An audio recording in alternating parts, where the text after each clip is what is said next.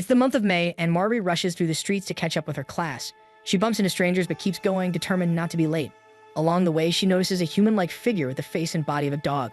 They are called beast folk. Lately, she has been seeing more of them, but with time running out, she focuses on getting to school first. At Yatsuno High School, the instructor is already making announcements. He informs the class about the arrival of special status students, referring to the beast folk. He briefly explains their origin, stating that they are actually products of a failed experiment from years ago, making them a rare species. There are only about 3,000 of them in existence, all living in one area of Saitama Prefecture. Despite their differences, they are essentially like humans. Many even visit human society, so now they are given the chance to study alongside human students to better understand them. However, one student raises her concern, claiming that beast folk can be violent.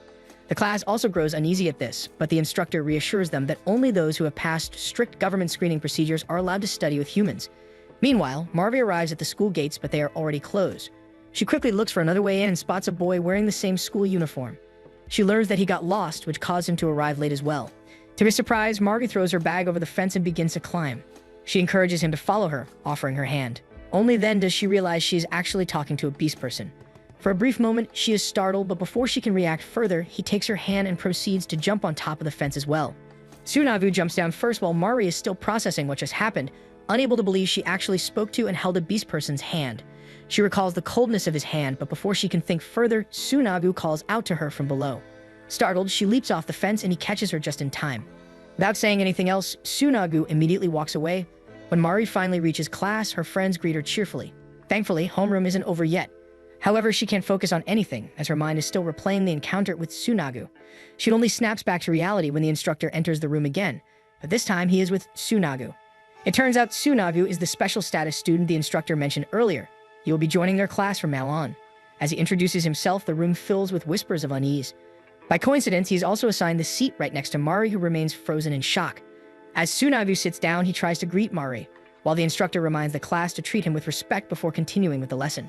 Marvi, however, can't help but notice how massive Tsunagu is beside her. His broad frame blocks her view of the window completely. Throughout the day, the class still can't stop talking about him. Because of this, Marvi grows increasingly annoyed. Even the students from other classes crowd outside their classroom just to catch a glimpse of Tsunagu. She tries to act indifferent, but the noise is distracting her. Then she suddenly remembers that she hasn't thanked him yet for catching her earlier. Just as she's about to speak, a classmate starts pestering Tsunagu, asking absurd questions about the nature of beast folk. The situation grows uncomfortable, so Yukihiro steps in to stop the behavior, even scolding him for being insensitive. They quickly apologize, and to everyone's surprise, Tsunagu stays calm.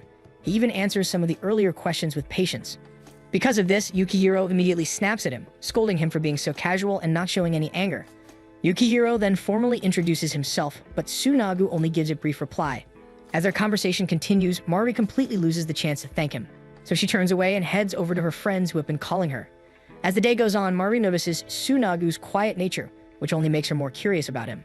On her way home, she reflects on how normal and repetitive her life has always been, following the same routine day after day, until Tsunagu's arrival suddenly changed the view from her window. Lost in thought, she happens to spot him on the road. A group of guys is standing in front of him, blocking his way. They mock him openly, refusing to let him pass. Though he clearly just wants to go home, their relentless teasing continues. Instead of reacting violently as they expect, Tsunagu calmly steps onto the bridge railing and walks along it to get past them. But just as he's about to step off the railing, Mari accidentally blocks his path. Startled, he loses his balance and tumbles into the river below. The guys panic and flee the scene. Mari runs down toward the riverbank, blaming herself for Tsunagu's fall. Minutes pass and she still doesn't see him resurface, so she assumes beast folk can't swim. Without hesitation, she throws off her backpack and dives into the water to save him. But before she even reaches him, Tsunagu manages to climb out on his own. Once on land, Tsunagu realizes Marvi jumped in to rescue him, thinking his fall was her fault. He isn't upset, but he is clearly more concerned about her risking her life for him. As they talk, Marvi finally gets the chance to thank him for catching her earlier that day. To her surprise, Tsunagu's tail begins to wag uncontrollably like a dog. He admits he isn't used to receiving gratitude from humans, so he becomes flustered. When asked about the earlier incident, Tsunagu explains that he tries to stay composed when people mock him because if he loses control, they'll only see him as a monster. He doesn't want that, so he chooses patience. Just as he finishes and is about to leave, he suddenly sneezes in front of Mari. With this, Mari brings Tsunagu home with her and explains the situation to her mother. At first, her mom feels uneasy about having a beast person in the house, but she eventually agrees to accommodate him. As they enter, Mari and her mom quietly discuss Tsunagu. However, their concerns ease when they see him innocently playing with their pet dog. Marvin notices how gentle and sensitive he seems, even more so than most humans. Later, as Tsunagu prepares to take off his uniform, Marvin suddenly barges in. When she realizes he hasn't taken off his uniform yet, she's about to leave, but to her shock, Tsunagu casually strips right in front of her, exposing his half-naked body. Flustered, Mari washes his clothes, but her eyes can't help but notice his physique. Though covered in fur, his body is quite ripped. When she fails to reach for the detergent on the top shelf, Tsunagu immediately steps in to help. They end up standing very close and their noses accidentally touch, creating an awkward moment. With that, Marvi quickly excuses herself, leaving Tsunagu alone to take a shower. Both Tsunagu and Marvi are unsettled by the moment their noses touch. Nonetheless, both of them have their hearts pounding like crazy because of that interaction. The next day, Marvi runs around with her pet dog, Yuki. After a while, they take a break and stop on their track. She cuddles Yuki in her arms, and when the dog's snout accidentally brushes her nose, she's instantly reminded of her encounter with Tsunagu from yesterday. Meanwhile, Tsunagu is also heading to school when one of his beast folk friends catches up to him, and soon more of them gather. They proceed to ask how school is going and check on him. He insists no one is bullying him, but they don't believe him. Surrounded by more of his kind, he finally snaps, telling them he has made up his mind about attending school for the next 3 years and doesn't need to be babied. After that, he walks away, shows his ID to the guards, and they open the gate, allowing him to leave for school. That day, during PE, the class plays basketball together, and Tsunagu proves to be exceptionally skilled. After the game, his classmates can't help but praise him, and even his teammates invite him to join the basketball team. However, beast folk are not allowed to participate in official school sports. Meanwhile, Mari is watching him from the sidelines and can't take her eyes off him at all. Just by seeing his form, she's already burning up, and her friends immediately notice her flustered expression.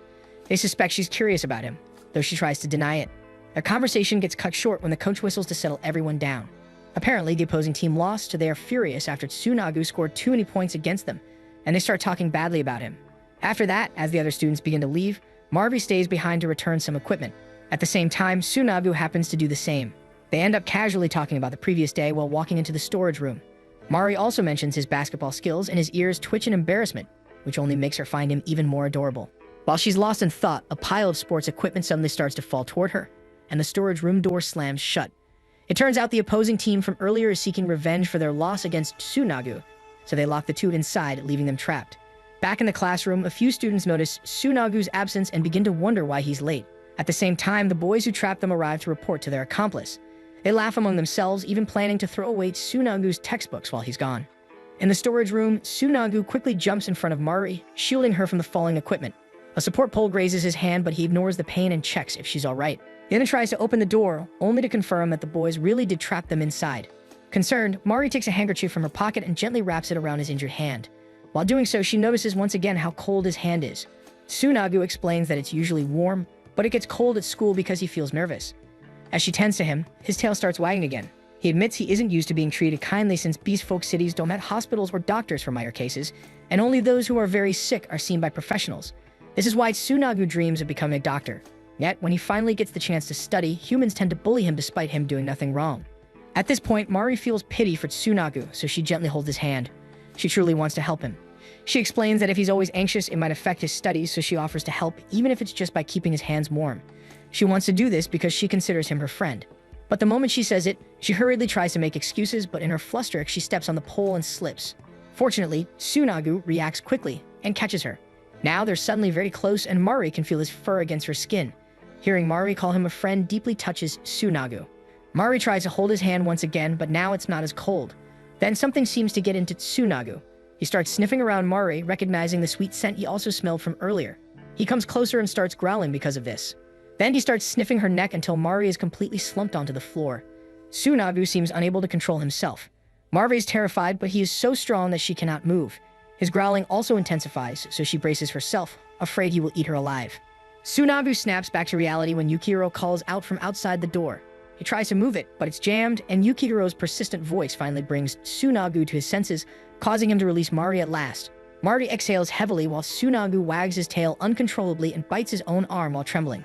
Seeing the blood, Mari rushes to check on him, but he stops her, only apologizing for frightening her earlier. Moments later, Yukihiro manages to force the door open, only to freeze at the sight of Mari being there as well. Without saying much, Tsunagu walks past him, thanking Yukihiro before leaving quietly. Mari remains, still shaken by what happened. For a moment, it truly felt like Tsunagu had become a beast, but deep down, the touch of his skin and tongue didn't unsettle her at all. Back in the classroom, Tsunagu sits slumped on the floor, still trying to calm himself after what happened. That sweet scent had overwhelmed him, driving him to lose control and act on impulses he couldn't fully understand. The pleasure he felt was frightening, and he knew he shouldn't have such emotions. Staring at his bleeding hand, Tsunagu reflects on how Mari had still tried to help him, caring more about his injury than her own safety. Meanwhile, as Yukihiro walks beside Mari, he notices her unusual silence and asks what happened inside the room. Though Yukihiro trusts that Tsunagu wouldn't harm anyone, the situation still worries him. With this, Mari quickly assures him that nothing bad happened, claiming her heart is just racing. After seeing Tsunagu in such a condition, she can no longer speak for him. So what she tells Yukihiro instead are her own feelings, admitting that Tsunagu might have already stolen her heart. To her surprise, Yukihiro doesn't overreact at all. In fact, he says it's a good thing. He then apologizes for making her admit her feelings so suddenly about Tsunagu. While Mari is still trying to compose herself, they suddenly spot Ochi and his companions outside, once again making a mess of Tsunagu's belongings. They're even betting on who can throw his textbooks the farthest. But before they can even act, Yukihiro jumps straight out the window and yells at them to stop. He confronts the group, demanding they apologize to Tsunagu for locking him in the storage room earlier. But Ochi and his friends are defiant. At that moment, Mari also jumps down to join Yukihiro. Ochi sneers at them, asking why they're taking Tsunagu's side. He argues that Tsunagu's very presence disrupts the class's balance. Though his intelligence matches humans, his physical abilities far exceed theirs, which is exactly why they despise him. However, Yukihiro doesn't understand their fears at all. To him, having Tsunagu around makes life far more interesting, and even Mari agrees with this. Ever since Tsunagu arrived, her repetitive routine has changed completely. The thought excites her, as she feels she's changing too. Hearing this, Ochi glares at them and threatens that if they keep defending Tsunagu, they'll be treated the same way. He claims that once Tsunagu realizes how weak humans are, he'll end up eating them alive, which is why they have to get rid of him. With that, Ochi hurls one of Tsunagu's books toward the fence, but Mari leaps up and catches it midair while landing on top of the fence. Everyone is stunned by her sudden move, but the others start throwing more of Tsunagu's belongings. With only Mari and Yukihiro trying to stop them, it seems hopeless until Tsunagu appears, stepping in front of Mari and shielding her from the flying books. Tsunagu jumps down from the fence and walks straight toward Ochi. Ochi mocks him fearlessly, but Tsunagu corners him, threatening him with his growl. Even then, Ochi keeps provoking him until Tsunagu snaps back, telling him not to blame his own weakness on a beast folk. His words strike Ochi silent.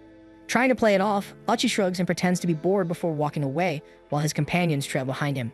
Yukihiro immediately praises Tsunagu for standing up for himself, but Tsunagu scolds them instead. He doesn't want them putting themselves in danger because of him, especially when he isn't around to protect them. Still, Mari steps forward to return his books, saying they're filled with his future, so she's glad she could protect them. More than that, she's happy she could do something meaningful for him beyond just warming his hands. With that, Tsunagu accepts the books and Yukihiro wraps his arm around Tsunagu's neck, assuring him that for the next 3 years, he'll always be there to defend him no matter what. Hearing those words, Tsunagu can't help but lift Yukihiro onto his back, carrying him with ease to express his joy. The two start teasing each other playfully, laughing together while Mari can only watch from the side, getting a bit jealous as Yukihiro touches Tsunagu's soft, fluffy fur. Tsunagu admits that among all the humans he's met, he considers Yukihiro and Mari the best. Mari, however, insists that there are plenty of humans who think like them. Hearing this, Yukihiro suddenly comes up with a plan, which is to show everyone how harmless Tsunagu really is so he can enjoy school like a normal student. Mari is thrilled with the idea, even though Tsunagu hasn't agreed with them yet. Still, faced with their eager eyes, he can't bring himself to refuse. As they start planning, Tsunagu insists on excluding Mari. Yukihiro is confused at first, but Tsunagu shows him the wound on his arm and recalls the incident in the storage room, admitting that he can't be around Mari safely. His words leave Mari heartbroken. Later in class, someone tosses a crumpled piece of paper toward Mari. When she opens it, it's a doodle of her and Tsunagu from Yukihiro, but even then, Mari can't stop thinking about Tsunagu's words. It pains her to know she might not be able to stay close to him anymore. After class, they head straight to Yukihiro's house to talk about Tsunagu's problem with Mari. As they settle in, two curious kids peek through the doorway, trying to get a glimpse of Tsunagu. The moment his gaze meets theirs, they yelp in surprise, and Yukihiro quickly shoos them away before shutting the door. Finally, Tsunagu opens up. He tells them about the Forbidden Moon, also known as the Beast Folks mating season, which usually occurs between March and April, which is why their school year starts in May. During this time, beast folk experience symptoms including uncontrollable impulses, and even medicine can't suppress them, so it's something they must endure their whole lives. Yukihiro immediately connects this to what happened in the storage room, but Tsunagu shakes his head. He explains that he has never felt such impulses before. Since he's half human and half beast folk, he suspects his nature may be different. There's never been a recorded case of a product of a human and a beast folk, so they kept it secret. Mari can't help but find his story quite fascinating. With that, Yukihiro grows even more confused about what Tsunagu's real problem could be. Finally, Tsunagu confesses to pushing and pinning Mari down in the storage room and even reveals that he wanted to do more. Though he hasn't experienced the effects of the forbidden moon, he knows her scent makes him lose control, and he still doesn't know how to restrain himself. That's why he believes it's best to stay away from her to avoid hurting her again. While the two continue talking, Mari falls deep into thought, realizing that despite everything, she's relieved that Tsunagu's actions were only from instincts he couldn't control. Then, Yukihiro suddenly insists they should reenact the storage room scene, so he steps out and locks the door from the outside, leaving only Tsunagu and Mari trapped inside together. Tsunagu immediately panics, trying to talk to him and open the door, but it's sealed tight. Surprisingly, Mari agrees with Yukihiro's plan. After all, it could have been a one-time mistake. Mari decides they need to assess Tsunagu so they know where to draw the line between them. At that moment, Yukihiro finally understands that Mari truly wants to be with Tsunagu, otherwise she wouldn't have said he stole her heart. Suddenly, a loud thump comes from inside. It turns out Tsunagu has already pinned Mari against the door. He scares her off by saying that he might crush and eat her alive, but Mari does not give up so easily, so Tsunagu releases her, moved by how willingly she wants to help. Yukihiro grows anxious as well, and Tsunagu instructs him that if he ever hears him start to growl, he should stop him immediately. With that, the two inside begin their experiment. They start with a simple handshake, holding each other's hands for quite some time, but Tsunagu remains calm and composed, showing no signs of losing control. Seeing this, Mari suggests they try something else. Perhaps he could touch her head instead. Inside, Mari's heartbeat races. Tsunagu's hand is warm, yet he starts struggling to remain calm. Suddenly, she asks if she can touch him too, and he agrees. As soon as her fingers brush against his fluffy fur, she's instantly captivated. She accidentally tickles him, making them both flinch. Tsunagu admits that he can still smell the faint sweetness of her scent, but it's weaker now, and he can still control himself. With this, Tsunagu's trembling hand reaches to touch her neck. Mari stiffens at this, but she doesn't move away. His hand grows warmer as he pets her gently, until he suddenly starts trembling uncontrollably. Tsunagu feels off even when he's just behaving normally, so he lets go of Mari. But as soon as he lets go, he grabs her aggressively once again, embracing her in his arms. Deep down, Mari knows she loves Tsunagu now, but then Tsunagu starts growling. He pins Mari down on the bed and starts sniffing around her. Mari tries her best to calm down, thinking Tsunagu will be able to control himself, but the growling only intensifies. Hearing this, Yukihiro is about to open the door, but the sound Tsunagu is making scares the kids, so they try to stop him from going in. Inside, Tsunagu is already starting to tear at Mari's uniform, while Mari tries to think what might have caused his behavior, suspecting that maybe it's because she got too drawn to him. Soon, Tsunagu is smelling her entire body and biting it gently. He smells the scent growing sweeter. Looking at her, Tsunagu feels torn as he doesn't want to hurt Mari, yet he can't suppress his growing desire either. He keeps sniffing around her, and Mari realizes how things might end if this continues, so she quickly acts, pushing Tsunagu away.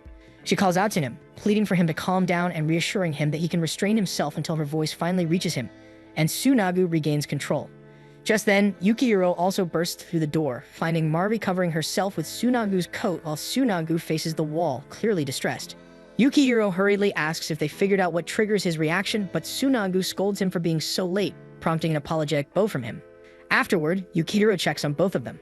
Mari recalls what happened and explains that Tsunagu tried his best to fight his instincts.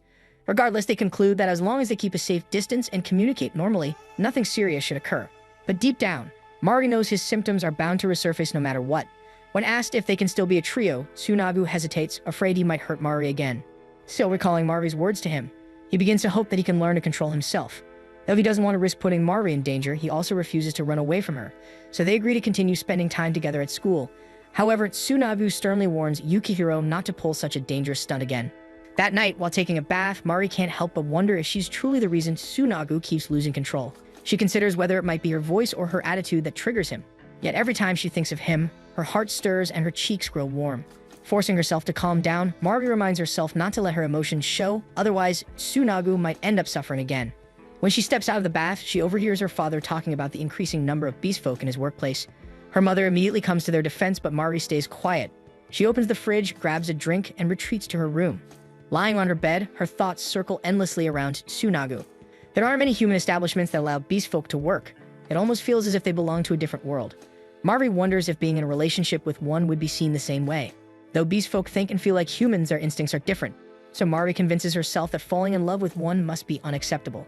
Just then, her phone beeps. It's a message from their trio's group chat. Yukihiro invites them to lunch tomorrow, and Tsunagu quickly confirms.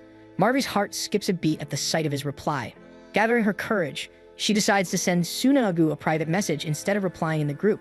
It's a simple goodnight, but her fingers tremble as she presses send. At that moment, Tsunagu is studying when her message appears on his screen. The single word makes his tail wag uncontrollably.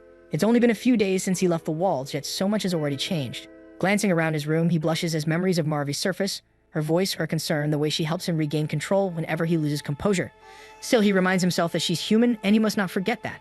The next day in class, Ayano drops her notebook, and Mari quickly picks it up for her.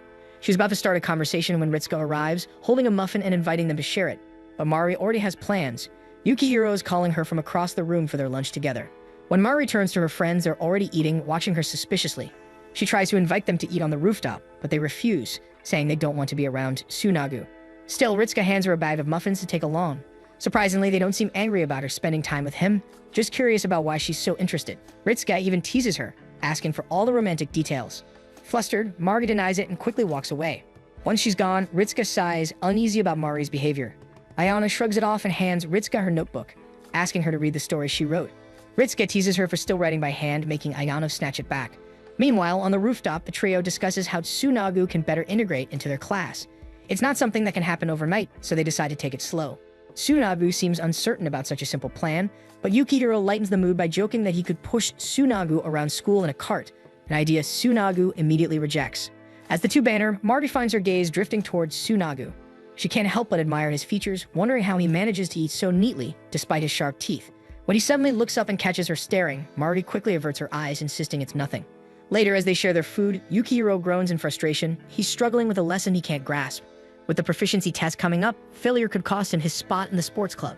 To their surprise, Tsunagu understands the material easily, so he spends the rest of the break patiently tutoring both Yukihiro and Mari. That's when they realize just how intelligent he truly is. When the test day arrives, the class focuses intently on their papers. Once the results are posted, everyone rushes to the bulletin board, and to everyone's surprise, Tsunagu takes the top spot. Both Yukihiro and Mari are stunned. Yukihiro manages to pass, and Mari's rank improves thanks to Tsunagu's tutoring. Watching from a distance, Alchi hisses in frustration and storms off. Meanwhile, Ayano, usually the top student, finds herself in second place. When Mari approaches to congratulate her, Ayano shoves her hand away.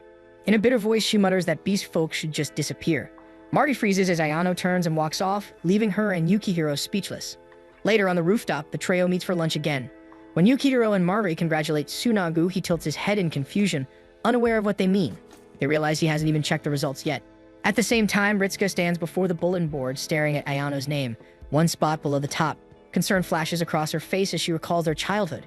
Back in elementary school, Ayano's mother always praised her for being number one, though Ayano never cared about grades, only about writing stories. But her mother never acknowledged that side of her, valuing academic success above all. Ritsuko was the first to ever show interest in her stories, and that moment had changed everything. Snapping back to the present, Ritsuko tries to call Ayano, but her phone lies forgotten on her desk. Downstairs, Mari leads Tsunagu and Yukihiro to the bulletin board so he can see his rank. Contrary to Mari's excitement, Tsunagu remains calm and unreadable. He doesn't seem to care at all. Just then, Ritsuko rushes up, asking if they've seen Ayano. None of them has, though Mari recalls how strange Ayano seemed earlier. Concerned, Ritsuko hands Ayano's phone to Tsunagu, pleading for him to track her scent because she says he's the reason Ayano disappeared. Tsunagu looks puzzled, so Ritsuko explains that Ayano might have run off because he took the top spot. Meanwhile, Ayano stands on the rooftop, climbing the wired fence. She's always dreamed of becoming a novelist, but her parents only allowed it as long as she remained number one in class. Now that she's second, that fragile permission is gone. Realizing this, Ritsuko fears the worst. Mari tries to defend Tsunagu, but Ritsuko's panic only grows. Desperate to help, Tsunagu finally agrees. He sniffs Ayano's phone and follows her scent up to the rooftop. When they arrive, they find Ayano standing on top of the fence. Ritsuko runs forward, tears in her eyes, wrapping her arms around her in fear. But Ayano isn't planning to jump. She's throwing her notebooks away, saying that since she's no longer allowed to write, there's no reason to keep them. Shaking with relief and anger, Ritsuko yells that she still hasn't finished reading Ayano's latest story. The two argue, and Mari spots one of the notebooks stuck on a ledge below. She points it out, and Tsunagu offers to retrieve it. Mari hesitates, unsure how Ayano will react, but she finally agrees. After all, Ayano never stopped writing despite everything, and Mari wants to read her stories too. Without hesitation, Tsunagu climbs over the fence, leaps down, and retrieves the fallen notebook. Holding it out to Ayano, he asks if he can read it as well. Later that day in the art room, the group carefully mends the torn pages together. As they read, they discover it's a mystery novel, and they become absorbed in the story. Watching them, Ayano's eyes well up. Finally, she apologizes for what she said about beast folk. Ritsuko bows her head too, regretting that she wasn't more understanding. Ayano admits she only said those hurtful things out of fear that her parents would stop her from writing altogether. Hearing this, Tsunagu gently tells her to ignore the voices that deny her and listen instead to those that believe in her, her friends. As he speaks, Tsunagu's tail brushes lightly against Mari, making her blush as she realizes she may be helping him more than she thought. Ritsuka nods in agreement, saying she loves Ayano's stories and doesn't want her to waste her talent. She even jokes about helping her convince her strict parents. Moved by their support, Ayano finally understands how much her friends value her and her passion. When Tsunagu and Mari prepare to leave, Ritsuka thanks them again. Mari proudly praises Tsunagu and Ritsuka agrees, calling him amazing. Mari secretly feels happy. After all, her goal has always been to show everyone that Tsunagu is a good person. But Ritsuka's grin turns mischievous as she teases Mari for acting so nervous around him. Mari denies it, flustered, while Tsunagu looks on in confusion. As they walk off, Ritsuka leans close and whispers to Mari that she should just ask him out already. As the day ends, Mari walks home beside Yukihiro, telling him everything that happened at lunch. A flicker of disappointment crosses his face when he realizes he wasn't part of it. Pretending to sulk, he sighs dramatically, but Mari reassures him that it was all possible because of his idea, making him smile again. Feeling flustered, Yukihiro pats her head out of habit, then freezes. Realizing what he's done, he stammers that he's just used to doing that for his little brothers. Mari laughs, and for a moment, he wants to say something but holds back. Instead, he picks up the trash, saying he'll take it out before heading to practice. As she watches him leave, Mari can't help but wonder what he's hiding. It's not the first time he stopped himself mid-sentence, and she grows curious about what he truly wants to say, unaware that the only question in Yukihiro's mind is whether she likes Tsunagu. On her way home, Mari spots Tsunagu waiting outside. He's been standing there to walk her home. As they stroll down the street, Tsunagu mentions his recent checkup. Nothing unusual, except that he remains unaffected by the forbidden moon. Still, he must learn to control his emotions. When the light turns red, they stop at the crossing. Mari feels a pang of sympathy for him, but Tsunagu admits he already expected this once he began feeling drawn to someone, and he's glad that person happens to be Mari. His words make her heart flutter. Suddenly, it begins to rain. Mari realizes Tsunagu is shielding her with his body. She tries to step aside so he won't get soaked, but he moves even closer. Mari freezes, overwhelmed by his closeness, struggling to hide her emotions. Suvan bystanders begin whispering, assuming she's being harassed by a beast folk. Mari quickly takes Tsunagu's hand to show she's not in danger. When the light turns green, she gently pulls him forward, urging him to stay confident they're not doing anything wrong. As they walk, Mari realizes how deeply attached she's become to him, though part of her still wonders if she should allow these feelings to grow. When it's time to part ways, she remembers Ritsuka's advice and gathers her courage. With a pounding heart, she asks Tsunagu if they can go out on Saturday. Tsunagu's face brightens. He thinks it's a great idea, but casually adds that the three of them can go together, leaving Mari stunned. The next day, the trio plans to go out and spend the weekend together. However, Yukihiro admits he cannot join them since he needs to practice as the basketball team selections are approaching. Though he encourages the other two to have fun, Mari begins to suspect he is purposely giving her and Tsunagu time alone. Tsunagu, however, insists that Yukihiro come along, but Yukihiro explains that his sudden growth spurt is affecting his coordination. Wanting to help, Tsunagu decides they should practice instead, and Yukihiro agrees. While Mari drifts into thought, Yukihiro calls her over, inviting her to join them. The three head to the school gym, where Tsunagu patiently guides Yukihiro as Mari watches. Yukihiro struggles to make his shots despite Tsunagu's advice, prompting the two to discuss ways to improve. Mari observes them with admiration, as it makes her realize how close they all seem. After a while, Yukihiro finally makes the shot, leaving him stunned. After finding the right rhythm, Tsunagu gives him a few more pointers, and they keep practicing until he perfects his form. In between their game, Mari suddenly speaks up, saying she wants Yukihiro to join them for their weekend hangout.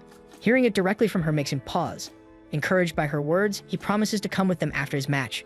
Soon, a group of upperclassmen suddenly interrupts them, claiming that beast folk are not allowed in the sports club and ordering Tsunagu to leave the court. Yukihiro immediately steps forward to defend him, explaining that it is lunchtime and they are simply having fun as friends, not participating in any official team activity.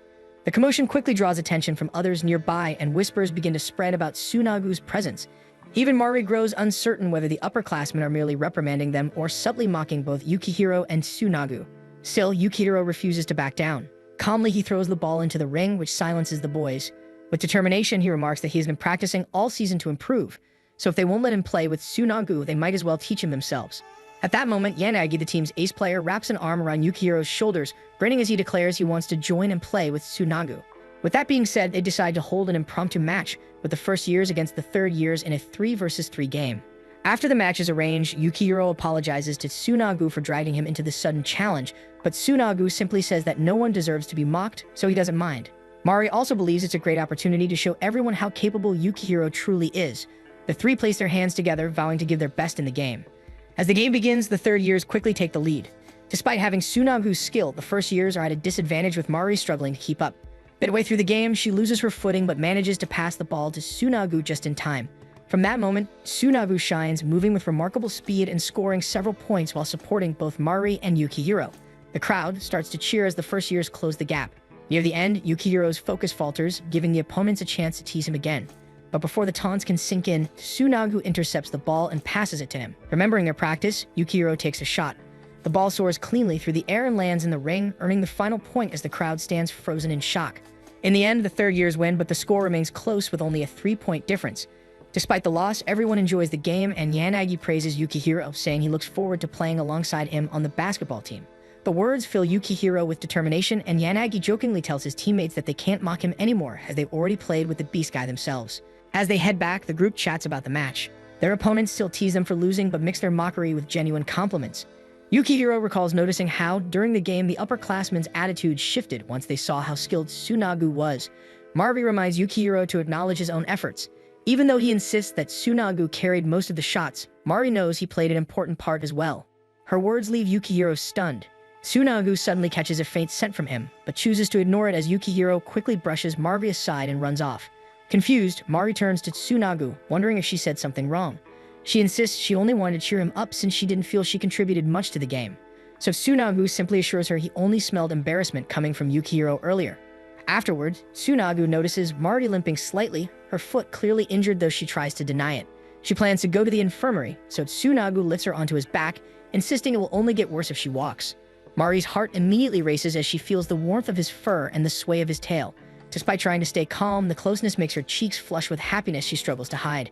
As they move, Tsunagu's breathing grows uneven and a soft growl escapes him. Quickly, he lowers Mari back to the ground, intending to let her walk the rest of the way.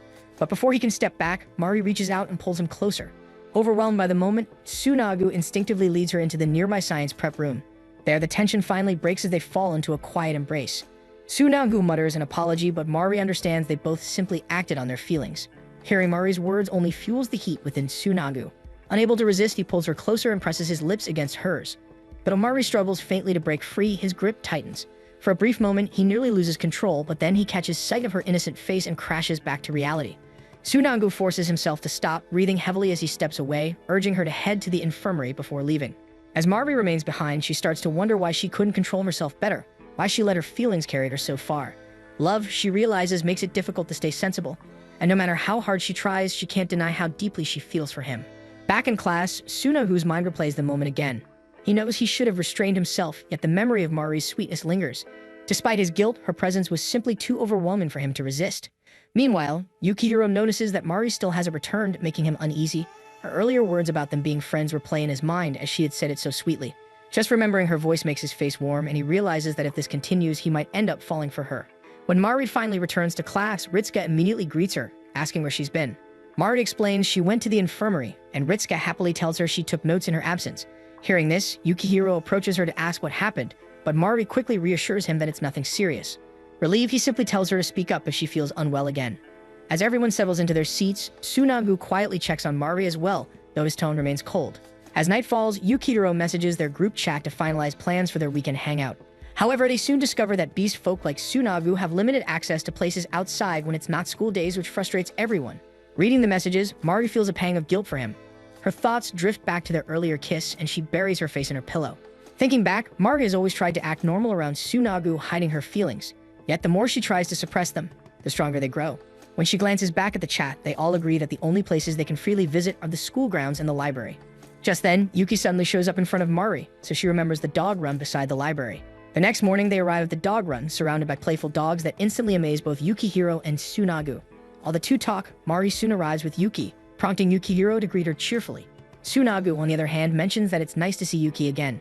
When Yukihiro curiously asks if they've met before, Tsunagu explains that he once dropped by Mari's place, which causes Yukihiro to look at both of them suspiciously. As Tsunagu plays with Yuki, Mari quietly watches him with admiration. The people around them start whispering, and many comment on how adorable and fluffy he looks. To everyone's surprise, Tsunagu quickly becomes the center of attention, and even he seems a little embarrassed by it. While roaming around, Mari bumps into her friend Midori, who remarks about her being with a beast person. Misunderstanding her sentence, Mari instantly grows defensive, but Midori only smiles, explaining that she was once saved by a beast person in a tunnel. Like Mari, she finds them kind and fascinating. As the day goes on, the trio plays freely in the dog run. Yukihiro comments on how nice it feels to hang out somewhere peaceful for a change, and Tsunagu agrees with him. When both Mari and Tsunagu start calling for Yuki, however, Yukihiro feels slightly awkward as their shouts sound a bit too much like his own name. With that being said, they decide to start calling each other by their first names. Mari feels nervous about it at first, but Yukihiro encourages her to say his name out loud, and so she does. When it's Tsunagu's turn, she becomes unexpectedly excited to call him by his first name, but to her dismay, Tsunagu says he'd rather keep addressing her by her last name. This leaves Mari speechless, unsure how to respond. Just then, Yuki tugs at Yukihiro's leg, and Mari assumes he's thirsty. Yukihiro offers to help her fetch water, so he carries the dog and heads off by himself. Left alone, Tsunagu quietly apologizes for the kiss, but Mari only admits that she also wanted him close, which is why he reacted that way. After a moment's hesitation, she confesses the truth, that she wants Tsunagu even more than just as a friend, which is why deep down she was happy when he kissed her. Tsunagu gently pulls Mari aside, leading her to the back corner of the library where no one can overhear them. Hesitantly, she admits she feels like she's only causing him trouble and thinks it would be better to keep her distance, even if it means staying just friends. To her surprise, Tsunagu confesses he feels the same. In that space, they share a bittersweet moment. Both know they care deeply for each other, yet reality stands in their way. Tsunagu pulls Mari close, admitting that he wishes they could live as normal human students, but they both know such a future is impossible. Meanwhile, outside, Yukihiro returns from fetching water, only to discover that Mari and Tsunagu are nowhere to be found. At the back of the library, Tsunagu begins to growl softly, forcing himself to release Mari from his arms. He knows they can never be like ordinary lovers, yet Mari refuses to stop loving him. Unlike Tsunagu, who has already accepted the weight of others' judgment, she still holds on to hope. Mari believes that in time, people will learn to understand and accept them. For now, she decides to keep her distance. Still in her heart, she swears their bond will remain like an invisible thread connecting her to him. Hearing her words, Tsunagu feels his heart tighten as if Mari has broken through the walls built around it. Her sincerity is something so precious he wants to protect. Though they both wish to keep loving each other, reality pulls them back, reminding them they need to return. They promise to act as if nothing happened, to keep things normal between them. Yet before leaving, Mari asks for one last hug, knowing they might never share such closeness again. Instead, Tsunagu gently tilts her chin and kisses her softly on the lips. Neither of them realizes that Yukihiro is nearby, hidden behind a tree, silently witnessing everything unfold before his eyes. When they return, Yukihiro immediately bombards them with questions, but Mari quickly says she just went to the restroom, while Tsunagu explains he bought a drink.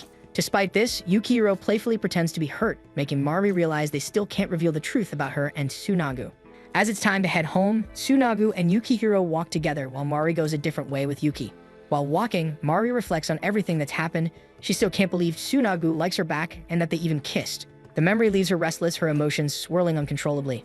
Meanwhile, Tsunagu and Yukihiro walk together, chatting about their day at the dog run. Suddenly, Yukihiro asks if Tsunagu and Mari are dating. When Tsunagu inquires whether he saw everything, Yukihiro admits he only witnessed a few moments and didn't hear anything they said. With that, Tsunagu confirms that he and Mari share their feelings with each other, but he emphasizes that they are not dating. For Tsunagu, making promises to Mari feels complicated, and Yukihiro immediately understands the weight of the situation. As a beast person, Tsunagu faces limitations that Yukihiro cannot resolve. However, Yukihiro admits that the idea of them kissing irritates him. Surprisingly, Tsunagu senses Yukihiro's emotions through his scent, causing Yukihiro to flush with embarrassment while also admiring the beast folk's incredible sensitivity. His confession leaves Tsunagu drifting into thought, reflecting on how normal it would seem for Yukihiro and Mari to be together compared to him, yet he refuses to give Yukihiro that position. Despite this, Yukihiro admits he doesn't intend to confess his feelings to Mari. All he wants is to enjoy high school with them and not become Tsunagu's rival. Even though he genuinely likes Mari, he also deeply considers Tsunagu's emotions. Frustrated by Yukihiro holding back, Tsunagu lightly hits him on the head, insisting he shouldn't restrain himself because of him. He wants Yukihiro to pursue Mari, even if it means getting pissed off at him. Tsunagu has no intention of stepping aside, and he refuses to continue hanging out knowing Yukihiro is suppressing his feelings. For a moment, Yukihiro reflects on Tsunagu's words. He realizes that acting on his feelings could make them rivals. Laughing, he suddenly runs and jumps towards Tsunagu. Arriving home, Tsunagu is invited to dinner by his mother, but he decides to take a bath first, and his mind wanders to thoughts of his parents. He recalls the whispers from others about him being born to a beast person and a human, and how his parents always smiled through it, ignoring the gossip around them. Yet here he is struggling to control his desires and worrying about what might happen if Yukihiro were to witness them. Just then, a goodnight message from Mari arrives, but he responds coldly. The next morning, Mari arrives at school a little too early, overwhelmed by anxiety. To her surprise, Tsunagu is already in the classroom. He greets her with a calm good morning, but her voice cracks in response. She tries to act normal, sharing her homework to compare answers, yet with just a single word from Tsunagu, Mari crumbles all over again. Tsunagu only laughs softly at this, realizing how difficult it is to act normal around Mari. She admits she can't focus, so he gently holds her hand and tells her not to push herself. He reassures her that it's okay to express her feelings, even if it burdens him. From now on, Tsunagu promises to restrain himself. He knows that loving each other freely might be painful and challenging, but he refuses to stop liking her. Determined, he vows to do his best so they can openly share their love without fear or hesitation. In preparation for the sports festival, the class scrambles to finish their team's props and decorations. Some of the girls are thrilled to team up with the upperclassmen, chatting excitedly about who they'll get to cheer for, while Ritsuka complains about how hot and humid it's going to be. This prompts Ayano to remind her that the festival is the only time of year when you can openly cheer for the person you like as much as you want. Meanwhile, Mari grows teary-eyed from nerves, afraid she'll slow everyone down during the relay. Suddenly, Yukihiro calls out to her, asking if she knows anyone from the handicrafts club who could help the cheering squad with decorations. The two immediately look confused as he just called her by her first name. While Tsunagu is busy carrying heavy boxes, Marvi checks the cheering outfit, and the others grow even more curious when she uses Yukihiro's first name to address him too. With that, Ritsuka suddenly hooks her arm around Mari's neck, declaring that she needs to borrow her. When the three are finally alone, Ritsuka wastes no time asking what's going on between Mari and Yukihiro, assuming they're dating. Mari quickly denies it, but Ritsuka only smirks, saying she figured as much since Mari clearly has a thing for Tsunagu, but Mari denies that too. Mari herself isn't sure how to explain what they are, as she and Tsunagu like each other, but they aren't dating. There's something in between, more than friends but not lovers, and they can't even relax around each other without worrying about what others might think. This prompts Ritsuka to apologize and comfort her, while Ayano assures Mari that they'll still be cheering for her. Just then, a classmate walks over carrying a box, announcing that it's time to draw names for the three-legged race. Normally, the girls draw the boys' names, but this time it's reversed. As they pick their slips, Yukihiro ends up drawing Mari's name while Tsunagu pulls someone else's. Tsunagu notices this but quickly hides his reaction when Mari approaches, forcing them both to slit the papers into their pockets. On the other hand, Ochi's friends gossip about how Tsunagu seems to be fitting in well now. They tell Ochi to mess with him and his friends again, but Ochi unexpectedly tells them he's already over it and even scolds them for relying on him for everything. Frustrated, the two walk away. On their way home, Mari's heart races faster as being alone with Tsunagu makes her want to hold his hand, but before she can, he leans closer and asks if she's feeling alright. When she admits she's just embarrassed, Tsunagu laughs, finding her reaction cute, which only makes her blush harder. As they continue walking, they talk about the upcoming sports festival. Marvi learns it will be Tsunagu's first time participating, as beast folk don't usually have such events. Excited, she tells him she's looking forward to it with him, but Tsunagu falls silent, remembering the draw lots earlier when Yukihiro pulled out her name. Then he takes something out of his bag, a new handkerchief. He explains he bought it to replace the one he stained with blood before. When she asks if he picked it out himself, Tsunagu only wags his tail, which already answers her question. Marvi smiles softly as Tsunagu pats her head while people pass by them on the street. Then he brushes his tail against her cheek, making her flinch from surprise. Marta can't help but grab his tail as they start running across the road together, pretending she's just practicing how to hold the baton for the relay. The next day at the sports festival, everyone is having fun participating in the games. Mari and her friends watch from the sidelines as it's time for the race where Tsunagu is competing. She knows how much he runs, but the other teams still complain about him joining, though the decision was already approved. From afar, Marvi cheers for him. Besides Tsunagu, Ochi grumbles loudly, wishing for Tsunagu's downfall and even threatening to trip him. Still, Tsunagu doesn't back down. He simply points out that he's only racing for fun, especially since everyone else backed out. Seeing Oshi's irritated face makes Marvi and Yukihiro laugh quietly. As the two cheer for Tsunagu, he glances their way and gestures playfully at Marvi before the race begins. The moment it starts, Tsunagu dashes forward with incredible speed, leaving the audience stunned. He creates a massive gap between himself and the other runners, crossing the finish line almost instantly, which even the stopwatch can't catch his time.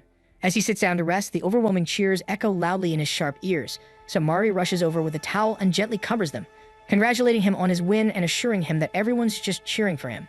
Still, she advises him to seal his ears properly. When it's time for the three-legged race, Mari heads off to prepare, but before she leaves, Tsunagu calls out to wish her luck. Soon after, faint whispers reach him again as people start gossiping that Mari is flirting with him, even though they are supposed to be a trio, so he simply tightens the seal over his ears once more. The next game is about to start, so Yukihiro calls out to Mari for them to start preparing.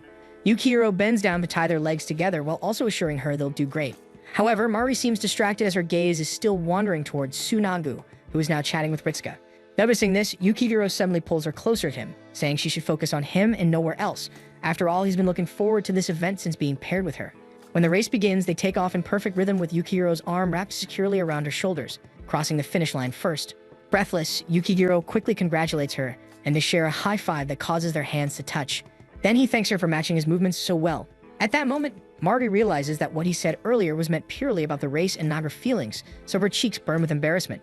However, the audience starts whispering again when they see Tsunagu and Tauri at the starting line. Their height difference is quite huge, and it's obvious Tauri is nervous because she's smaller, slower, and being paired with a beast person makes her even more self-conscious. Feeling her unease, Tsunagu gently tells her to just run her own pace and to lean her weight on him if needed. Though hesitant, Tauri nods and agrees. As the race begins, Tsunagu wraps his arm around her to steady their rhythm, which makes Mari feel slightly uneasy. But as they continue running, Tauri gradually relaxes, realizing Tsunagu's pace naturally matches hers.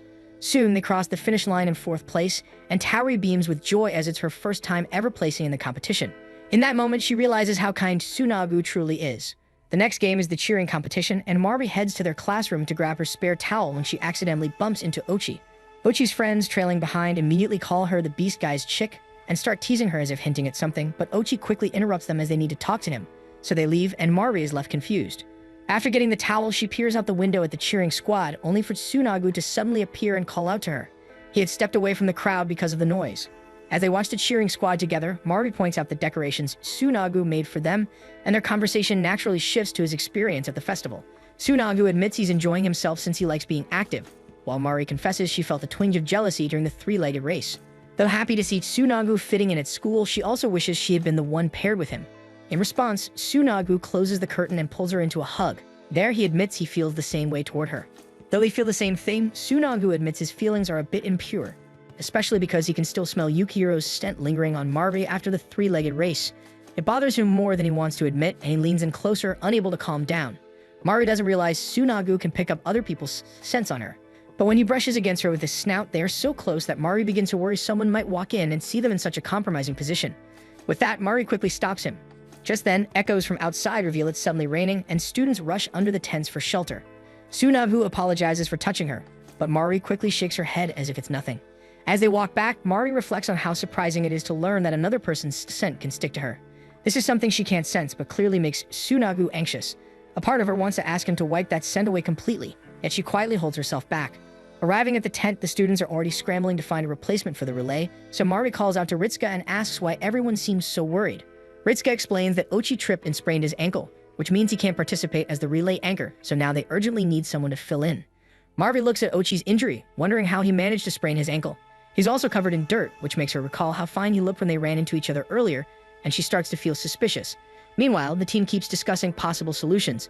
No one wants to take the anchor position, making it even harder to find a replacement. A few classmates suggest that Yukihiro step up, but he immediately refuses. To make it worse, the coach approaches and announces it's almost time, yet they still haven't chosen an anchor. The class begs for more time while bawling their eyes out. Then, Tauri shyly raises her hand and suggests that Tsunagu could take the anchor position instead. Everyone stares at her in surprise, but the idea quickly starts to make sense. When they ask Tsunagu if he's okay with it, he doesn't refuse and even jokes that he can do it if they don't mind taking first place. His confidence draws loud support from his classmates, who admire just how reliable he is. With this, their classmates begin agreeing that Tsunagu should be the anchor, while the coach reaches out to the other teams to negotiate the idea.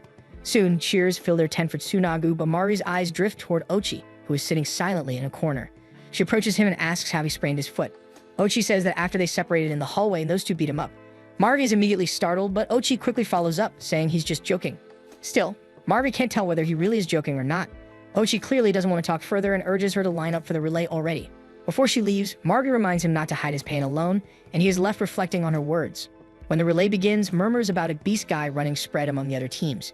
They accuse their team of cheating, but since the matter has already been settled, all the other teams can do now is complain endlessly about Tsunagu. Tsunagu is still unsure about their decision, but the entire class has already agreed to make him the anchor, and everyone keeps cheering his name. Yukihiro and Mari also stay beside him, giving him quiet encouragement to push through with the relay. When the race begins, the opposing team continues to complain loudly about Tsunagu, accusing their class of cheating. Mari hears every word and starts worrying that all this noise might be affecting him. But before she can dwell on it, Yukihiro begins closing in to hand her the baton. Mari grips it tightly and dashes forward with all her strength while her classmates are shouting support from behind. Hearing their voices rise, she feels certain that their cheers are reaching Tsunagu as well. As Mari closes in, she spots Tsunagu waiting at the end of the line, and her determination sharpens. He isn't just helping them out, he also becomes the person everyone relies on. Once she reaches him, she quickly hands over the baton. The moment Tsunagu accepts it, the crowd erupts in loud cheers. Mari can't help but think it's funny how her classmates only cheer for him at times like this, yet they're completely counting on him. Sure enough, Tsunagu hears every bit of their support. The second the baton touches his hand, he takes off with incredible speed. Everyone is so stunned that even the opposing team falls silent, watching in disbelief. Tsunagu blazes down the track until he reaches the finish line, securing victory for their class. The crowd bursts into celebration as Mari and Yukihiro immediately rush over to congratulate him, and soon everyone else joins them. Heading home that day, their team is overjoyed with the results.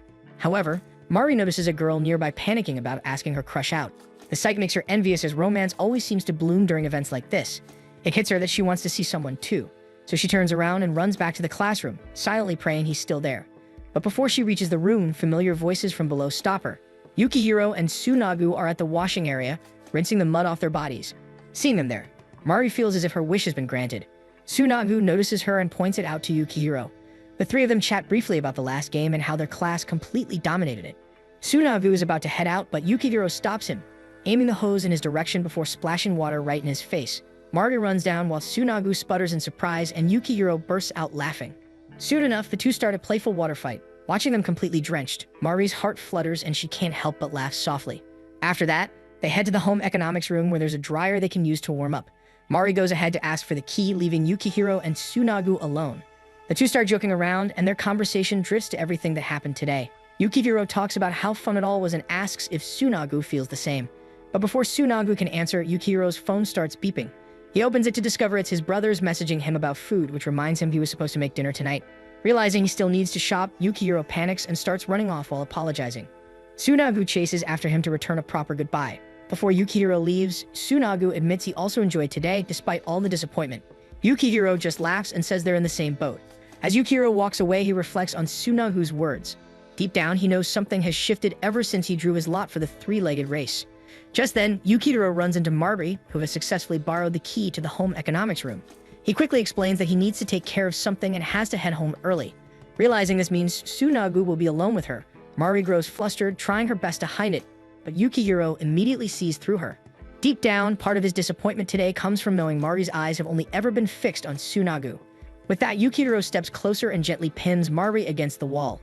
The closeness makes her tense, but to her surprise, he simply tells her she has mud in her hair. He advises her to stay still and leans in to remove it. Mari is stunned he even noticed, so Yukihiro admits that it's because he's always watching her. Suddenly, Ochi arrives and catches them in that close position. He bluntly asks if they're dating, but they both immediately deny it, though Ochi doesn't seem convinced at all.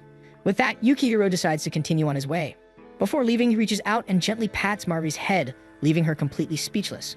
On his way home, Yukihiro reflects on what just happened. He curses Ochi for interrupting, yet admits to himself that he needs to get a grip as he's been far too greedy lately. The three of them are supposed to enjoy their school life together, yet he keeps wishing Mari would look only at him while still supporting Tsunagu and everything. The thought makes him pause, wondering what it is he truly wants from all of them. Back at school, Ochi continues pressing Mari with questions about Yukihiro, but she keeps denying, which leads him to point out that it's only natural for a human girl and boy to end up together rather than a girl and a beast. Mari insists that a human and a beast folk can be together, but Ochi argues it's nearly impossible. He tells her the wall between their kinds has stood for centuries, and no matter how well they get along, that wall will always remain. If both kinds can't even look each other in the eye, then being in a relationship would be even harder. Ochi suggests they should just keep pretending to be friends. However, Mari wants more than that. Soon, Tsunagu arrives and finds the two of them alone. He immediately takes Mari by the shoulder, and Mari, who is already on the verge of tears, looks up at him. Assuming he must be freezing from the cold, she panics. Tsunagu then turns to Ochi and calmly asks if he still has anything to say, but Ochi simply lets them go. As they walk away, Ochi remains firm in what he told her, even as he notices Mari's hurt expression. When he glances up again, he even sees the two holding hands, which only frustrates him more. Inside the room, Mari begins drawing Tsunagu's fur while Ochi's words echo in her mind. She knows the wall between humans and beast folk is real, and everything around them seems to make it harder to ignore. Suddenly, Tsunagu leans in, asking what Ochi said that left her looking so pained. This prompts Mari to ask about the giant wall separating beast folk and humans. Tsunagu explains that it's simply an entrance where people and beast folk pass through. It's how he goes outside too. The wall is open, so he even invites Mari to visit his town someday. Hearing this, Mari realizes the wall isn't an obstacle, and Tsunagu goes on to assure her that they can still live together if they wanted. His sincere voice makes Mari's heart flutter and leans in to kiss her. As the moment deepens, Tsunagu's touches grow more affectionate, but Mari stops him, wanting to say something first. She tells him she wants his scent on her. With that, Tsunagu immediately pulls her into an embrace. He doesn't want to do it because he's afraid he might lose control if he lets his feelings take over. Even now, he still isn't used to her scent, and he isn't confident he can hold himself back. With that, Mari suggests they do what they did at Yukihiro's house back then, thinking it might help Tsunagu get used to her scent.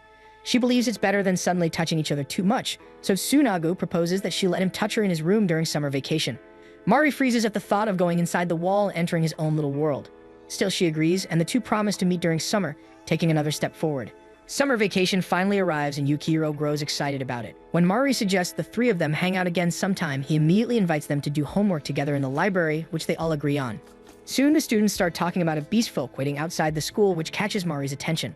But before she can ask more about it, a cat person suddenly appears in front of them.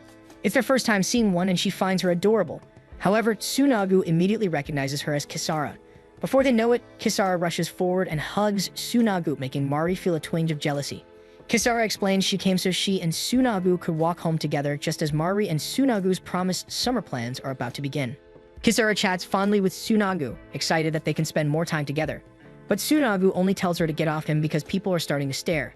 Kisara doesn't mind at all. Instead, she leans even closer and hugs him, leaving Mari stunned. Seeing them like that, Mari realizes just how close the two are. She wonders whether she should interrupt, but Yukihiro speaks first, asking Tsunagu if they should join them. Only then does Tsunagu finally pull Kisara away and introduce her to the two as his childhood friend. Yukihiro greets Kisara politely, but Kisara's attention shifts to Mari. She steps forward, grabs Mari by the collar, and glares at her intently, saying she doesn't like her scent. Her grip tightens as she declares she can sense Mari has strong feelings for Tsunagu. But before she can finish her sentence, Tsunagu quickly covers her mouth the moment she says his name. As Tsunagu reprimands Kisara, Mari grows anxious. Even though Kisara doesn't finish her sentence, Mari knows she guessed that she likes Tsunagu. What unsettles her most is how easily Kisara sees through her. When Tsunagu bids goodbye to his friends, Yukihiro agrees they should leave too, especially with students starting to gather around. Still, Kisara's tense gaze never leaves Mari until she and Tsunagu eventually walk away. Afterward, Mari and Yukihiro grab ice cream and talk about what happened. Neither of them had any idea if Tsunagu had a childhood friend, and though Kisara looks adorable, Mari admits she was scared of how she growled at her. Yukihiro is also disappointed they didn't get a chance to hang out properly, and Mari feels the same. They end up joking that the two of them stand no chance against Tsunagu's childhood friend. Deep down, Mari feels a sting of sadness as she won't be able to see Tsunagu for a long time, and they never even talked about their promise to meet again, not after what Kisara said. On top of that, the students who witnessed the scene probably assumed she likes Tsunagu too. So she just stood there frozen as they walked away like a perfect pair. Suddenly, Yukihiro gets an idea. He suggests that the two of them hang out instead. Mari agrees, but she can't think of anywhere to go. That's when he suggests the ocean. Yukihiro explains that the best cure for frustrating feelings is the ocean, but their minds are still thinking of Tsunagu, wondering if he ever set foot on the ocean before. Yukihiro takes off his shoes and walks along the water, calling Mari to join him. She hesitates for a moment before preparing herself and stepping toward him as well. As she approaches, she asks if he's planning something. Yukihiro admits he is, then gently grabs her hand, explaining that Kisara made it seem like going home with Tsunagu is a given for her. They both know they can't offer Tsunagu that same thing, so instead, Yukihiro decides to show him what he's missing. He pulls out his phone to capture the scenery. Mari insists they shouldn't be competing for Tsunagu's attention, so Yukihiro says it's nothing serious and continues with his plan. As he frames the shot, he tells Mari to scoot over a little. To her surprise, Yukihiro is actually taking a picture of both the sea and Mari. With that, Yukihiro tells Mari to position herself, and though she follows, her cheeks are burning. But what startles her more is when he casually mentions he's sending the photo to Tsunagu. Mari panics, steps back in shock, and nearly slips into the water until Yukihiro catches her just in time, pulling her straight into his chest. They stay frozen for a moment before Mari whispers that she felt something soft on her foot. Yukihiro guesses it might be a sea cucumber, and possibly the poisonous kind. That sends Mari bolting again. Yukihiro warns her she might fall again and might be heading right toward more sea cucumbers, which only makes her scream in despair. Yukihiro can't help laughing at her reaction, and somehow that makes Mari relax. After a brief pause, she bursts out laughing freely, and Yukihiro lifts his phone to snap the perfect shot with Mari glowing with joy. It may just be a photo taken after she panicked at a sea cucumber, but it's much better than ending the day depressed. At least now they can send a photo of her smiling to Tsunagu, and their day is back to normal. Mari reflects on Yukihiro's words. She's certain he heard Kisara earlier, yet he still went out of his way to cheer her up despite her disappointment. Grateful, she thanks him, and he gently pats her head in response, reminding her that they're friends after all. As Mari walks back toward the shore, she reflects on herself. She doesn't want to stay scared or frustrated forever, but right now, all she can do is smile. Even so, she finds herself wanting to talk to Tsunagu badly. Meanwhile, Tsunagu enters the beast folk wall with Kisara at his side. She tries to speak to him, but he continues walking as though she isn't there. Finally, she asks if he isn't happy she showed up in his school, but that isn't the reason why he's upset. He's angry because she growled at Mari. Kisara admits it, insisting it was only because of Mari's scent.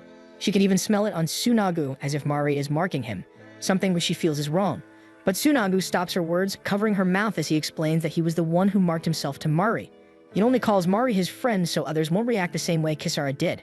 Kisara's voice softens as she realizes Tsunagu has changed completely. She mentions how he goes outside the walls even when he isn't heading to school, and though she thinks it's fine if he's simply gotten used to living among humans, she warns him he'll only end up hurt. He's fallen in love with a human and she knows the others will never accept that easily. To her shock, Tsunagu admits she's right. Kisara's eyes fill with tears and she tells him she won't accept it either. Never, ever. Then she turns and runs off, leaving Tsunagu frozen in place. Hearing those words from someone he considers to be like a younger sister stings a little. Just then his phone buzzes. Yukihiro has sent him a photo of Mari from earlier, proudly bragging that he went on a date with her. Tsunagu stares at the picture for a long moment before reacting. Without hesitation, he calls Mari. She's walking home when she answers, surprised to hear from him. Tsunagu immediately mentions the photo Yukihiro sent and assures her she looks really cute in it. As they continue talking, Tsunagu glances at Yukihiro's message, admitting he was just joking about his date with Mari and simply sent him the picture so he won't forget them during break. Then their call falls into an awkward silence. Mari wants to talk to him so badly, yet she can't find the right words. Before she can say anything, Tsunagu speaks first, apologizing for Kisara and explaining that she has never been good at holding back and probably said harsh things she didn't mean.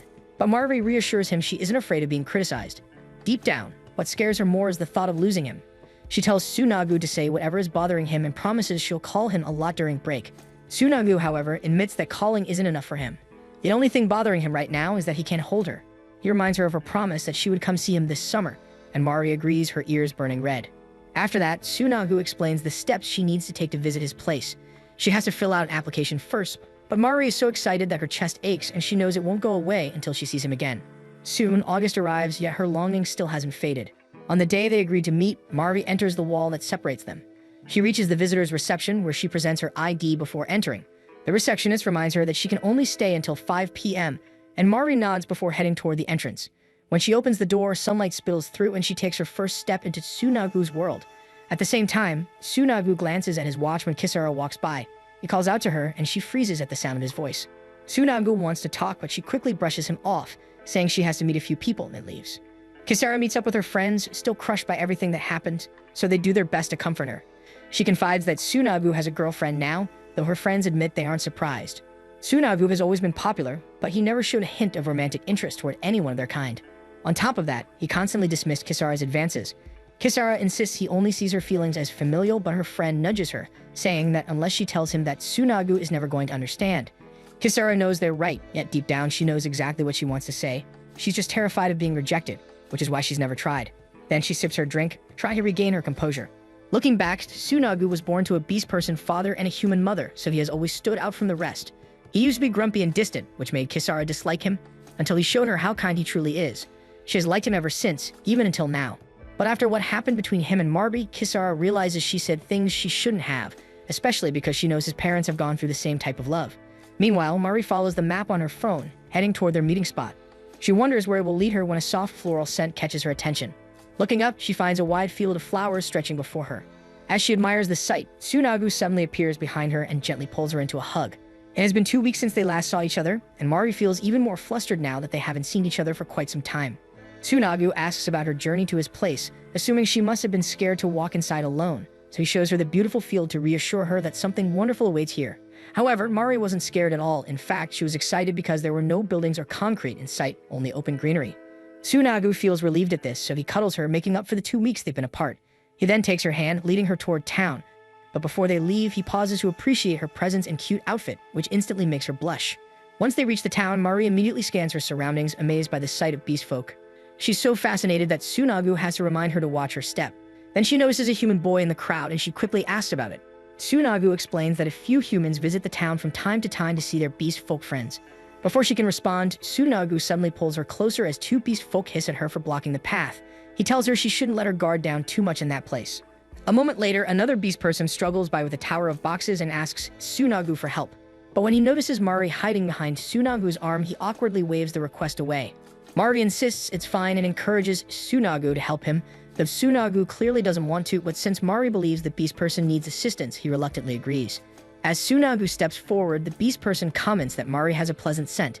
Tsunagu replies calmly that scent alone can't reveal someone's personality, but the beast person still presses that someone in love just naturally smells sweeter. Mari waits for Tsunagu to finish as she feels the breeze on her face. She isn't sure if it's the town itself or the scenery, but she can't shake the feeling that she's fully stepping into the beast folks' world. As she's taking it all in, Kisara suddenly walks past in front of her. She halts mid-step the moment she notices Mari, and the two of them lock eyes. Mari opens her eyes to find Kisara staring directly at her.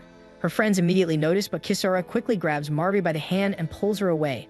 Meanwhile, Tsunagu realizes Mari is missing, so he drops the boxes and starts searching for her. Kisara leads Mari to a quiet spot to talk. There, Kisara questions why Mari is here at all. Mari explains that she only came to visit, but Kisara can tell from her scent that she and Tsunagu are actually on a date. Mari forgets that beast folk have heightened senses and apologizes immediately. Kisara then brings up their last encounter when she growled at Mari. She urges Mari to be angry with her, but standing up for herself feels completely foreign. Kisara grows frustrated by how timid she is, but Mari explains that she never considered reacting that way. However, she also admits that she isn't afraid anymore. Mari explains that she simply forgets things like that because being in the town where the person she loves grew up fills her with so much love that she never minded the criticism. As long as they're together and doing things that make them happy, she insists she'll be fine. Her sincerity makes Kisara realize just how sweet Mari is. She never expected her to be this kind of person, so she apologizes for all the harsh things she said during their last meeting. But Mari insists she learned a lot from that experience.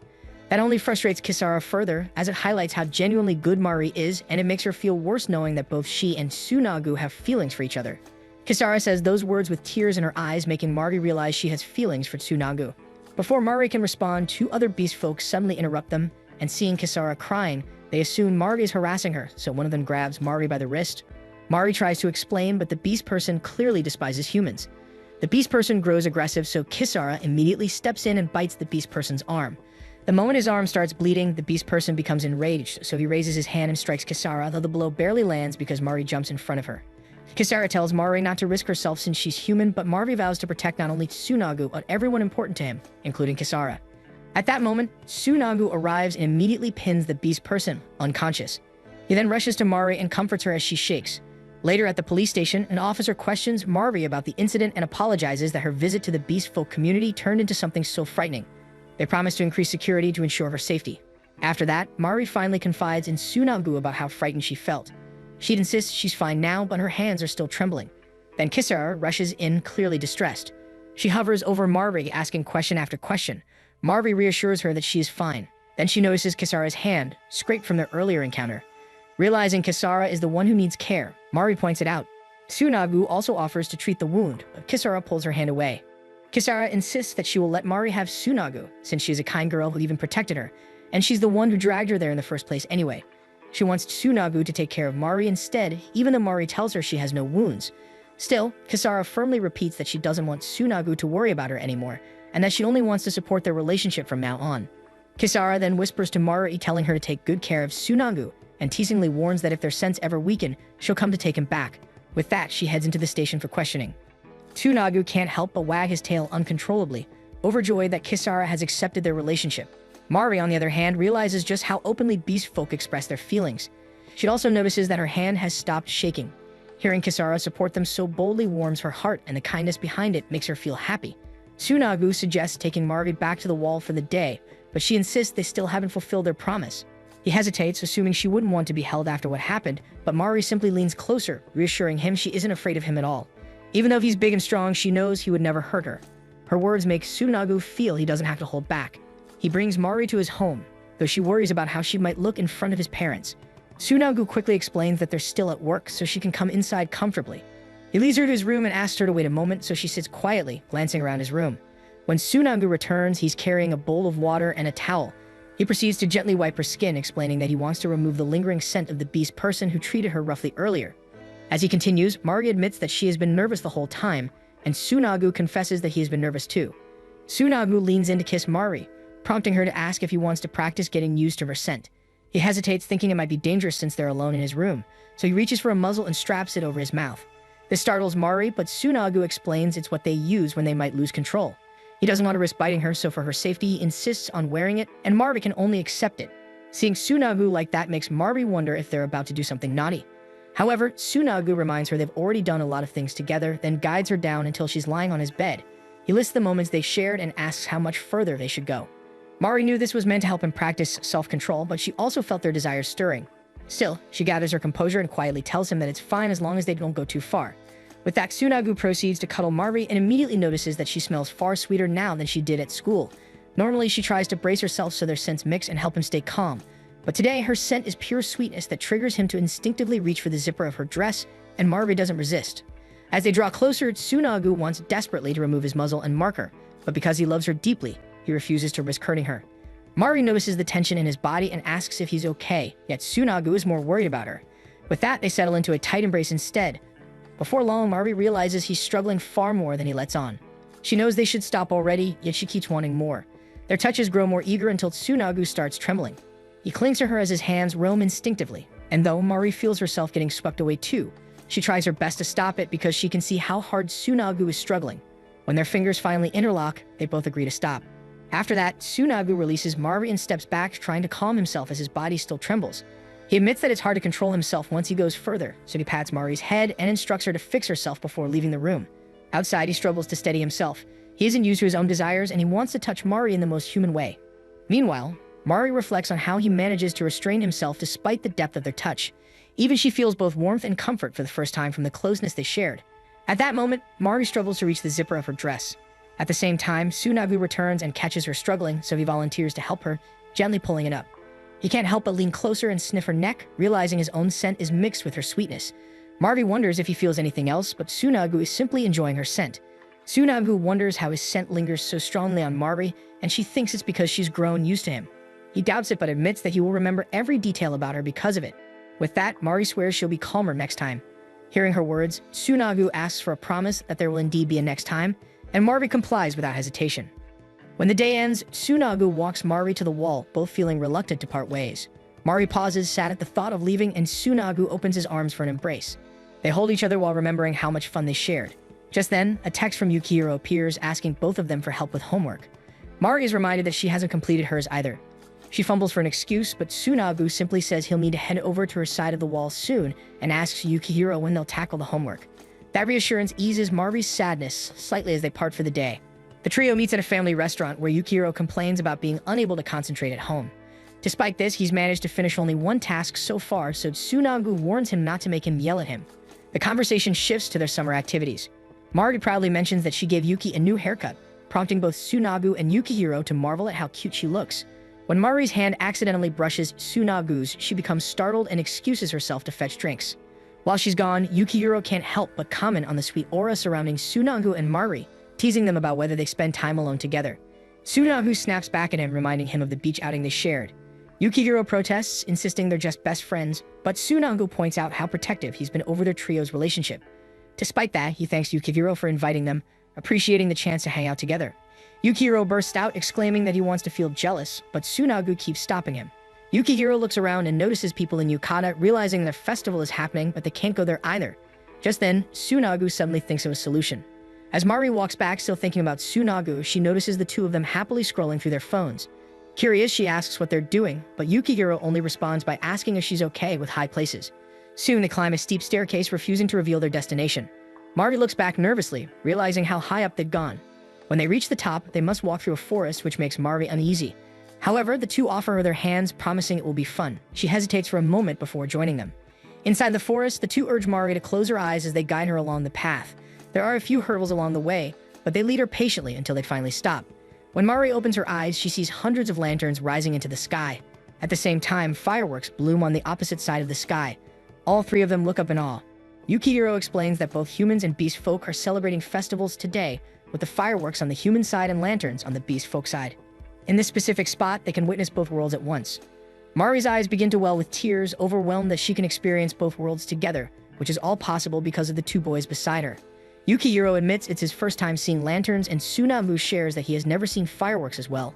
Mari realizes this might be the best memory she's made all summer, and Yukihiro completely forgets about his homework again, and together enjoy a festival in both human and beast folk traditions. After summer vacation, everyone is back in class, and the students scramble over homework and preparations for the upcoming school festival. The class settles into its usual routine, and when lunch break arrives, the trio plans to eat together. However, Tsunagu needs to return a book to the library first, while Mari has to check something else, so Yukihiro heads to the rooftop alone. Tsunagu and Mari walk to the library, where Mari struggles to reach a book on the top shelf. Tsunagu steps in to help her, but just as Mari thanks him, voices echo from the nearby shelves. Students approach, and the moment they see Tsunagu, they shriek, startled by the presence of a beast person.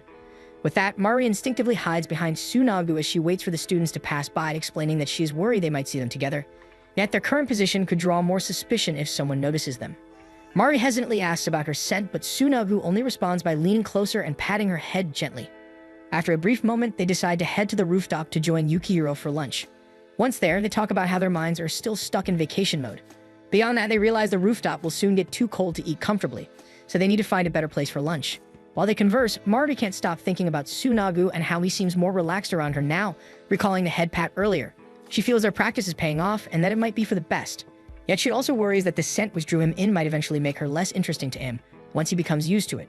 Mari spaces out, prompting the two to check on her, but she insists she's fine. So they continue brainstorming other places to have lunch. Later, Tsunagu confronts Mari about what's keeping her distracted. She doesn't want to admit the truth and brushes it off, though Tsunagu can sense she's lying. As they head out, Kisara suddenly appears outside the school gate and immediately embraces Mari. Tsunagu asks what she's doing there, but Kisara explains that she only wants to go shopping with Mari.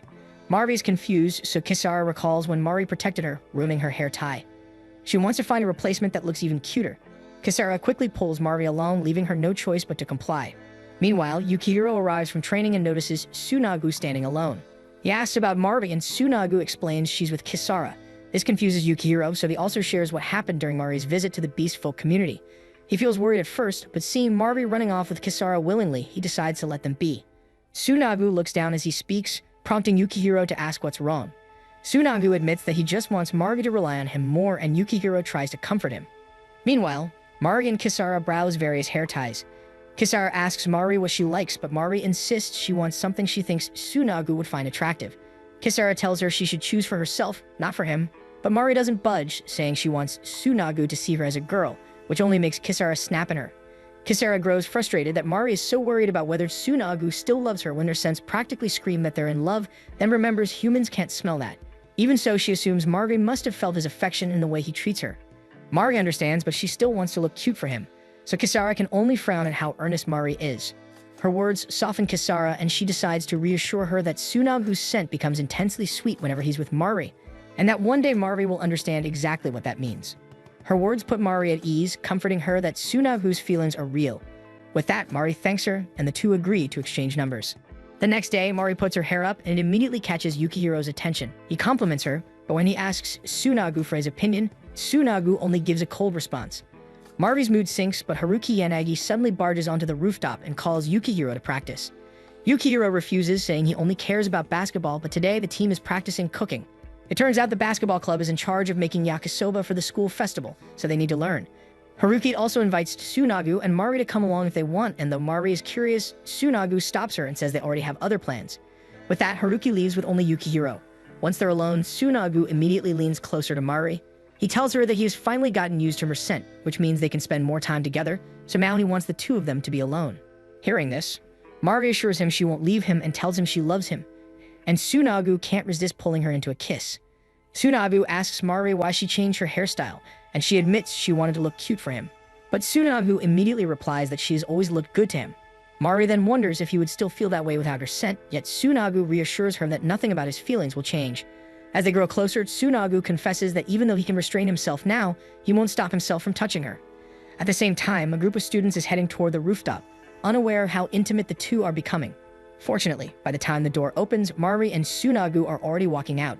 Unbeknownst to them, another student watches from the staircase above, smirking as he thinks he has just found a new story worth covering. Back in class, the group plays rock, paper, scissors to decide who joins the shopping team, and both Mari and Yukihiro lose. They invite Tsunagu to come with them, but he declines as he has his own duties to handle. His decorations turn out so well that he ends up attracting attention, and their classmates start asking if he can help with several other tasks too. Seeing this, Yukihiro steps in and scolds everyone for relying on Tsunagu for everything just because he's good at it. His classmates immediately point out that Yukihiro himself just asked Tsunagu for help earlier, making him flustered. With that, Mari promises that she'll work twice as hard in Tsunagu's place, but Yukihiro admits that he really just wanted to spend time with the both of them. Tsunagu leans his head against Yukihiro and tells him to just call if he needs help carrying anything. As each class prepares for the festival, chaos begins to erupt. Events like these are always a hassle, but at least Tsunagu seems to be blending in well with everyone again. Mari and Yukihiro head out to shop when the same student from earlier barges into the classroom, looking for Tsunagu.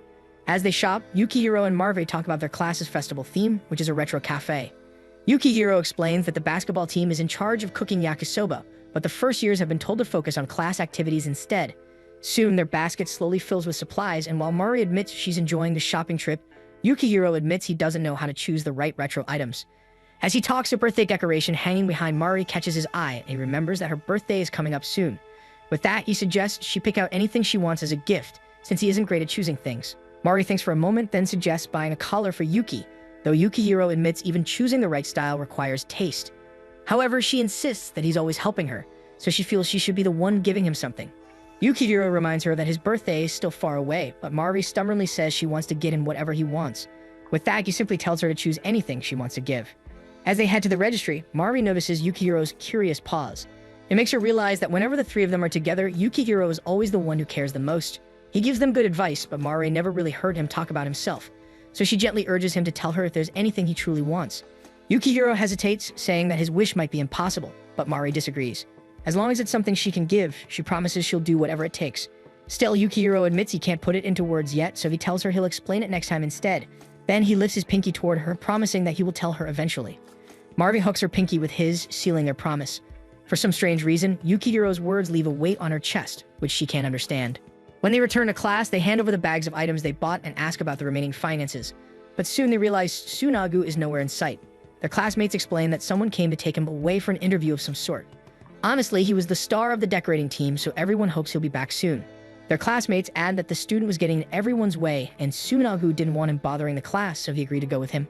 With that, Yukihiro signals Mari to go find him. Mari heads off and soon hears the student firing questions at Tsunagu. Tsunagu answers with straightforward replies, but the student clearly expects something sensational. When he doesn't get it, he makes a subtle jab at Tsunagu. That's when Mari steps in, saying the teacher is looking for Tsunagu and he needs to go back. The student still refuses to let him go. While Tsunagu thanks Mari, he then calmly says he's living like a normal human too, so the student will never get the story he's hoping for. Still, the student blocks his way, desperate to squeeze something out of him. In response, Tsunagu simply picks him up and bolts down the hallway to escape the student. Still, the student chases them, not ready to give up at all. With no other choice, Tsunagu grabs Mari and tells her to close her eyes and mouth while holding on tight. In the next second, he leaps straight out the window with her. At the time the student thinks he has cornered them, they're already gone. The two land safely on the ground below. It was terrifying for Mari, but at least they managed to escape, though the reporter might still be waiting for them back in the classroom. Mari apologizes for not stepping in sooner, but Tsunagu simply thanks her instead. He explains that it was obvious the student wanted him to say certain things. Tsunagu even admits that during the very first question, he almost growled by accident. It was a close call. With everyone in class calling him by his name now and treating him like any other student, he suspects he's letting his guard down a little too much.